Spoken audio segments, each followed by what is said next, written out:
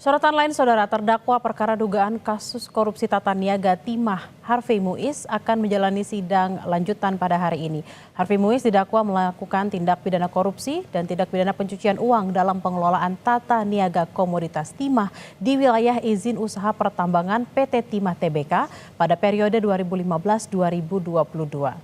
Menurut audit BPKP, kasus ini diduga menyebabkan kerugian negara mencapai 300 triliun rupiah. Harvey dan terdakwa lain dibantu Helena Lim menukarkan uang yang berasal dari uang pengamanan seolah-olah dana corporate social responsibility atau dana sosial perusahaan dari mata uang rupiah menjadi mata uang asing. Selanjutnya, terdakwa Helena mengirimkan uang tersebut kepada suami artis Sandra Dewi tersebut atas harta kekayaan yang diduga merupakan hasil pencucian uang. Untuk informasi selengkapnya kita sudah terhubung dengan jurnalis Kompas TV Asri Gunawan di Pengadilan Tipikor Jakarta. Asri, apa agenda sidang hari ini? Ya, hari ini sidang Harvey Muiz adalah agendanya lanjutan pemeriksaan saksi. Kami sudah menanyakan kepada kuasa hukum Harvey Muiz, Junaidi Saibi, terkait dengan siapa saja saksi yang akan dihadirkan dalam sidang hari ini. Namun dari kuasa hukum Harvey Muiz sendiri belum menyampaikan siapa saja saksi-saksi yang akan dihadirkan. Dan tadi Harvey sudah tiba di PN Tipikor Jakarta pada pukul 11 waktu Indonesia Barat. Namun sampai sekarang sudah lewat dari 45 menit, sidang masih belum berlangsung, Bella dan saudara.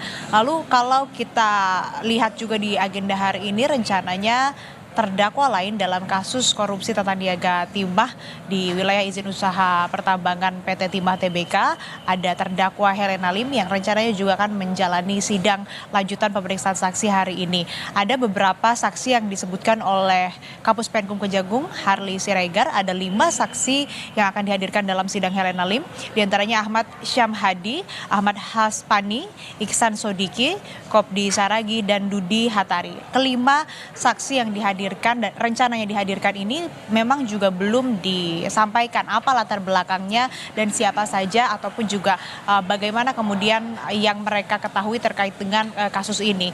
Kemudian kalau kita tarik ke belakang sedikit, Bella dan saudara, di persidangan sebelumnya pada hari Kamis 29 Agustus 2024, jaksa penuntut umum juga menghadirkan 5 saksi di sidang Harvey Muiz, diantaranya Direktur Operasi dan Produksi PT Timah Tbk tahun 2020-2021 Agung Pratama, lalu ada Direktur Keuangan PT Timah Tbk Vina Eliani, lalu ada Kepala Divisi Akuntansi PT Timah Tbk 2017-2019 Aim Syafei, lalu saksi keempat adalah Kepala Divisi Akuntansi PT Timah Tbk Dian Safitri, dan terakhir Kepala Bidang Akuntansi PT Timah Tbk Erwan Sudarto.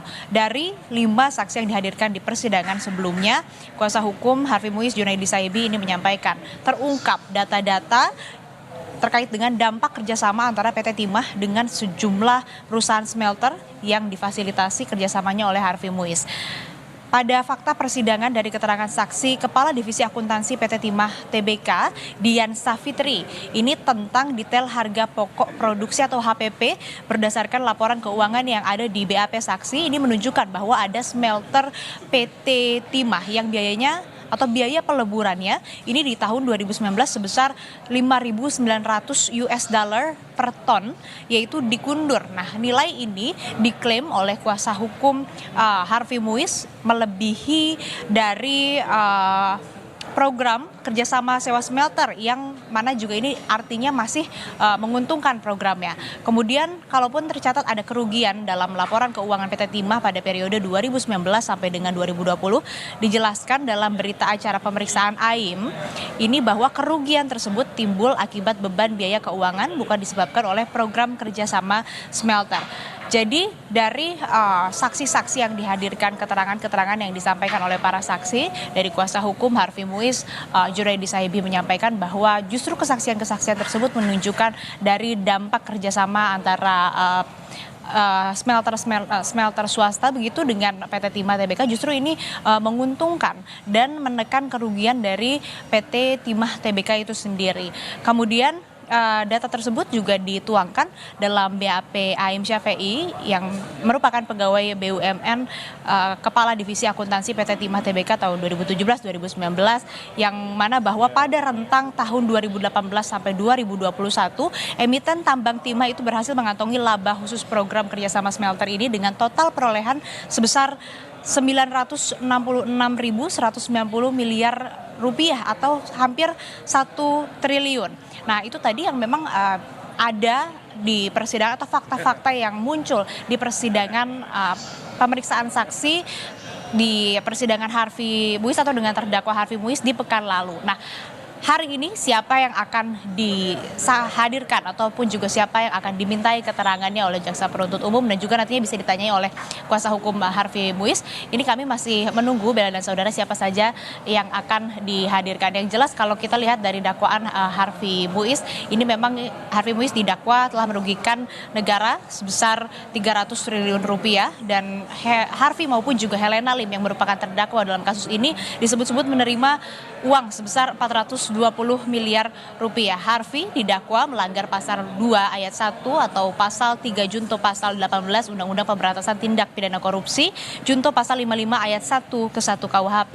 Selain pasal tadi, Harvey juga dikenakan pasal tindak pidana pencucian uang. Kita simak bersama Bella dan saudara bagaimana nanti jalannya sidang pemeriksaan lanjutan terhadap saksi-saksi yang dihadirkan dalam kasus korupsi yang menjerat ataupun juga dengan terdakwa Harvey Muiz siang ini di PN Tipikor Jakarta. Bella.